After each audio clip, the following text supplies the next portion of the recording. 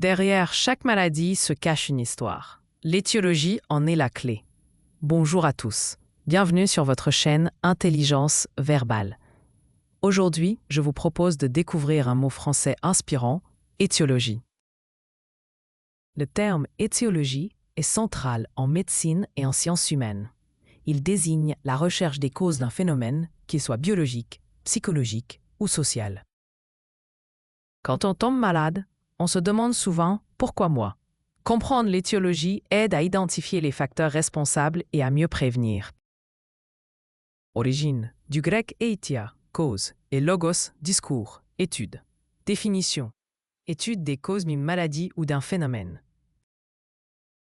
En médecine, l'étiologie de la grippe est virale. En psychologie, l'étiologie de l'anxiété peut être multifactorielle. Voici 3 synonymes. Cause, exemple, la cause de l'incendie est électrique. Origine, exemple, l'origine de la douleur est musculaire. Raison, exemple, la raison de son absence est médicale. Son antonyme direct est conséquence, exemple, la conséquence du tabagisme est le cancer du poumon. Erreur courante, confondre étiologie avec symptôme. L'étiologie explique la cause, tandis que le symptôme décrit la manifestation. Je vous raconte une petite histoire à propos de ce mot. Un médecin reçoit un patient souffrant de maux de tête. Plutôt que de se limiter aux symptômes, il cherche l'étiologie, stress, mauvaise posture ou hypertension.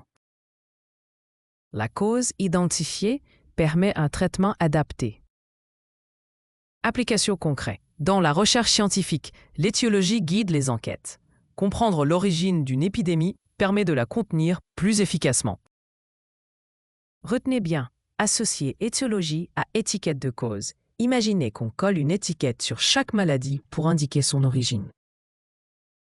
Dites-moi, selon vous, quelle est l'étiologie la plus fréquente des maux de tête dans la vie moderne? Pour résumer, l'étiologie est bien plus qu'un terme savant. C'est une démarche essentielle pour comprendre, prévenir et traiter. En identifiant les causes, on ouvre la voie à des solutions durables. Et vous, dans quelle situation avez-vous cherché l'étiologie d'un problème?